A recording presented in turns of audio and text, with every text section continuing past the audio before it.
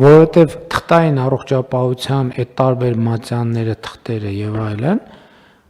որևէ էջ ինքը ինքնաբերաբար չի բացվում եւ բժշկին առաջ չի հիշեցնում իրան։ Ասենք չի գալիս այդ մատյանը թռնում դիմացը 10-ի տես տեղ մի հատ սենց բան կա։ Իսկ էլեկտրոնայինը բերում է։ Երբ որ էլեկտրոնայինը տեսնում է թե ինչ թեմայի է հետ աշխատում,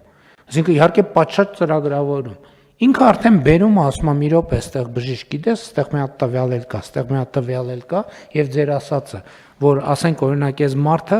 11 տարեկան հասակում օրինակ ունեցել է, չգիտեմ, ողնաշարի տրավմա կամ ալերգիա կամ չգիտեմ, եւ այդպես շարունակ, որովհետեւ այդ մարդը դեպքեր կան, չէ, լինում են, որ Աստված առողջություն տա, անփորձանք բոլորը, բայց մարդը գիտակցության մեջ չի։ Հարազատներն են խուճապի մեջ են։ Բժիշկը պետք է հնարավորություն ունենա այդ մարդու հետ հաղորդակցվել աշխատելու։ Թղթի տվյալը դրա հնարավորությունը չի սահմանափակ հնարավորություն է տալիս։ Այդտեղ որ օպերատիվություն կա, հələ հաստատնի չէ, թուղթը որտեղ է։ Այդ թուղթը կարանք բերենք, հասցնենք շտապ օգնության կամ դեպքի մոտակա բանը առողջապահական հիմնարկը։ Իսկ այդ դեպքում որտեղ մարդն է, իր տվյալը հենց այն առողջապահական հիմնարկումը, որտեղ ինքը կամ իրան տեղափոխել են, կամ ինքը մտել է։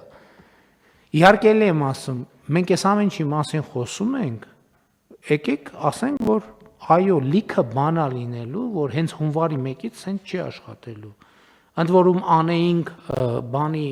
ենթադրենք սեպտեմբերի 1-ից էլի լինելու էր, որովհետև ասում եմ, բարեփոխում պետքա գա, իր խնդրին կյանքում հանդիպի, որ ինքը սկսի կենթանանալ։